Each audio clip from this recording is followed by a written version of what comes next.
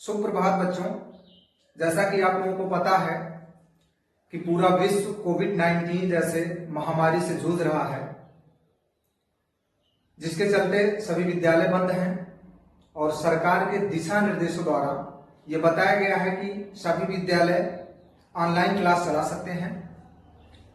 तो जिसमें आपका विद्यालय आरपीपीएस इंटर कॉलेज में धीरज पटेल आज आप लोगों के लिए फिजिक्स सेकंड का पहला लेसन लेकर आया हूं, जिसका नाम है प्रकाश का परावर्तन, जिसको आप अंग्रेजी में कहते हैं reflection of light. Lesson first, प्रकाश का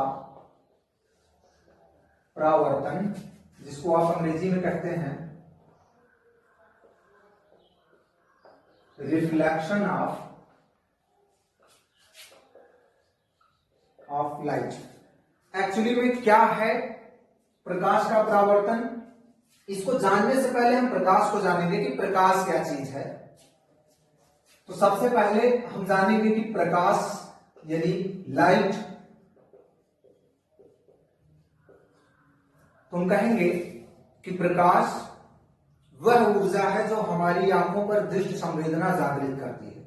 प्रकाश वह ऊर्जा है जो हमारी आंखों पर दृष्टि संवेदना जागृत करती है। अर्थात हम ऐसे भी कह सकते हैं कि प्रकाश के होने की वजह से ही हमें समस्त वस्तुएं दिखाई देती हैं। अगर प्रकाश है तो हमें सारी वस्तुएं दिखाई दे रही हैं।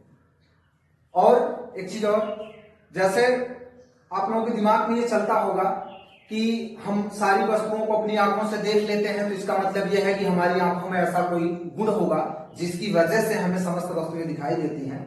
तो मैं आपको क्लियर कर देता हूं कि ऐसी कोई बात नहीं है। हमारी आंखों में ऐसी कोई क्वालिटी नहीं पाई जाती जिसकी वजह से हम किसी वस्तु को देखते हैं।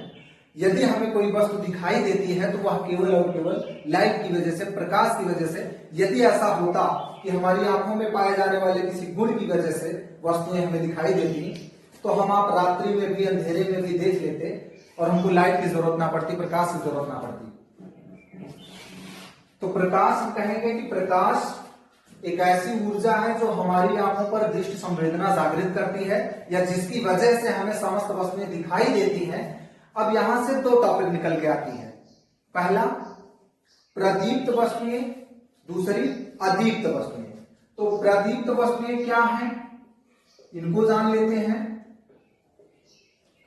प्रदीप्त वस्तुएं, हम कहेंगे कि वे वस्तुएं जिनका अपना खुद का प्रकाश होता है, स्वयं का प्रकाश होता है, उन्हें हम प्रदीप्त वस्तुएं कहते हैं। जैसे सूर्य, तारे, जलती हुई लालटेन, जलता हुआ मोमबत्ती आदि। ये सब कैसी वस्तुएं हैं बच्चों?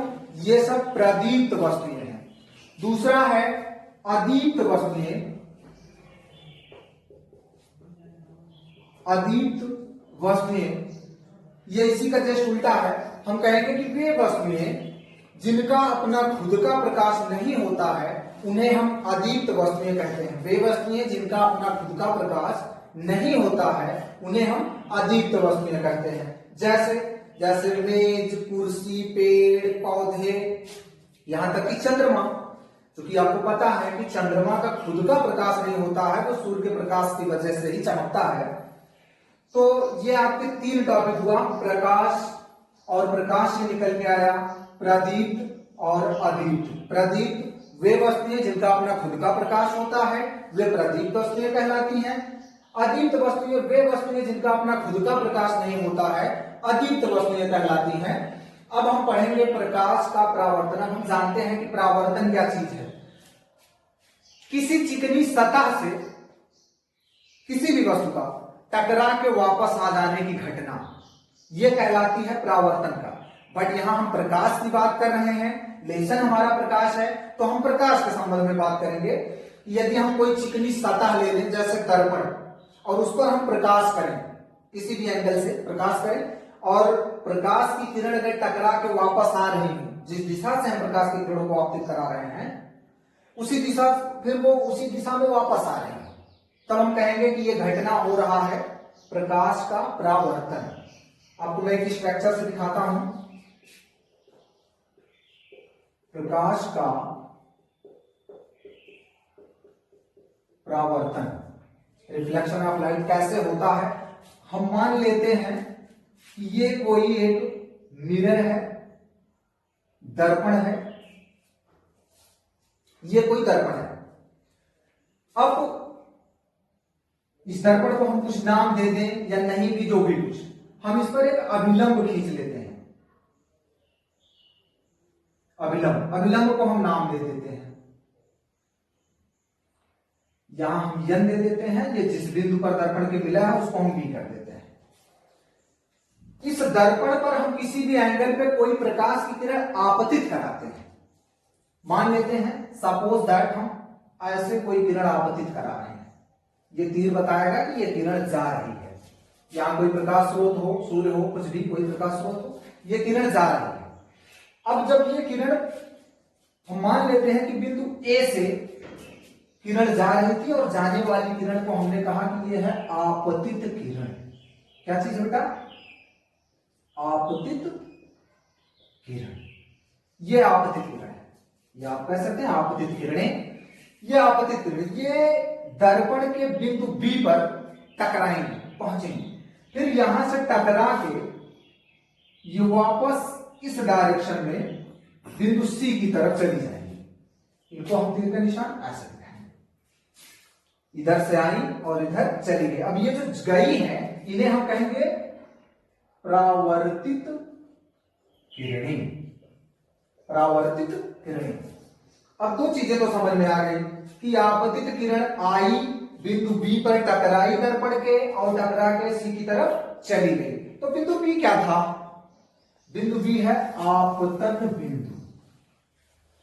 आपतन बिंदु मतलब जहां पर प्रकाश की किरण आकर के दर्पण के जिस बिंदु पर टकरा रही है उसे हम कहते हैं आपतन बिंदु। और ये पूरी घटना आपका कहलाएगा प्रकाश का परावर्तन। मैंने ऐसे बनाया है, आप ऐसे भी करके देख सकते हैं। अब आपको करना कुछ नहीं है ज्यादा, बस हमने दर्पण को घुमा दिया, ऊपर वाले सिरे को नीचे कर दिया और नीचे वाले सिरे को। अब दर्पण कोई चीज बनता क्या? किसी कांच को हम दर्पण बनाते कैसे हैं, इसके बारे में जब अभी हम दर्पण पढ़ेंगे तब बताएंगे, इसके आगे की टॉपिक है। अभी फिलहाल यही जानेंगे। तो हमने क्या किया? हमने दिया ये कि दर्पण को हमने पलट दिया। अभी इसकी चिकनी सतह जो है इसको हमने नीचे कर दिया और खुरदुरी सतह को ऊपर कर दिया। अभी भी मामला सब वही है। अब हमें यहाँ पर अभिलंब क्रिएट करना होगा। ये अभिलंब हो जाएगा। इसका जैसे हमने यहाँ पे नाम दिया था, यहाँ पे बी, यहाँ पे यन, और ये आपका अभिलंब है। इसको आपने क्या कहा था? यहां पे लिख लेते हैं अभिलंब। यहां पे लिख लेते हैं कि ये है अभिलंब। अभिलंब। अब इधर भी यहां से हम कहते हैं कि कोई प्रकाश की किरण ये ऐसे आपतित हुई दर्पण के बी बिंदु पर और बी बिंदु से रिफ्लेक्ट होकर के टकरा करके वापस सी बिंदु की तरफ चली गई। अब ये जो काम यहां कर रहा था आपतित किरण का, अब ये आपका बिंदु ए से ये आपतित किरण हो जाएगा। यहां कोई प्रकाश स्रोत आपका रहा होगा, ये आपकी हो जाएगी आपतित किरण और ये आपतन बिंदु। आपतन बिंदु। तो ये क्या हो गया बेटा? ये हो गया परावर्तित किरणें। ये है परावर्तित किरणें। सही चीज है। आप ऐसे भी करके देख सकते हैं, ऐसे देख सकते हैं, या फिर आपका स्ट्रक्चर ऐसे अगर कोई दर्पण आपने लगा रखा है तो यहां भी ऐसे ये हो सकता है। ये अपकिरणें ऐसे जाएंगी और ऐसे निकल आएंगी। ये आपका अभी भी बी बिंदु है, ये यन है, ये ए है और ये बी है। ये जाने का और ये आने का। अभी ये आपतित किरण बी बिंदु पर अभी भी दर्पण पे गई है और यहां से रिफ्लेक्ट होकर के सी की दिशा में निकल आई है और ये बीच में जो आपका 90 अंश एंगल दिखा रहा होगा एकदम बिंदु, इसको आप कहते हो अभिलंब। हालांकि जब आप इसका प्रैक्टिकल करेंगे तो इसमें अभिलंब आपको दिखने जैसा कुछ नहीं होगा, ये हम मान लेते हैं। जैसे आप प्रैक्टिकल कैसे करेंगे, तो प्रैक्टिकल के लिए जब प्रैक्टिकल का वीडियो आएगा तो उसमें हम आपको दिखा देंगे। अभी फिलहाल आप नोट से ही रिलेटेड बातों को समझें और जब प्रैक्टिकल का वीडियो अपलोड करेंगे तो उसमें आपको बता देंगे कैसे आप प्रैक्टिकल करेंगे। तो आपने पढ़ा प्रकाश प्रदीप्त वस्तुएं अदीप्त वस्तुएं और प्रकाश का परावर्तन। अभी परावर्तन है क्या, इसको हम कहेंगे कैसे? ये तो चित्र से हमने कुछ जान लिया है, बट इसको हम कहेंगे कैसे, इसकी डिफिनेशन क्या निकल के आएगी? हम कहेंगे कि किसी चिकनी सतह से प्रकाश की किरणों का टकरा के वापस उसी दिशा में आना, या किसी चिकनी सतह से, इस चिकनी सतह को हम दर्पण ही मान लेते हैं, चूंकि यहां प्रकाश की बात करनी है तो दर्पण मान लेते हैं। हम कहेंगे कि दर्पण के किसी चिकनी सतह से प्रकाश की किरण का वापस टकरा के उसी दिशा में आने की घटना प्रकाश का परावर्तन कहलाता है। दर्पण के या किसी दर्पण के किसी बिंदु से प्रकाश की किरणों का टकरा के वापस आने की घटना प्रकाश का परावर्तन कहलाता है।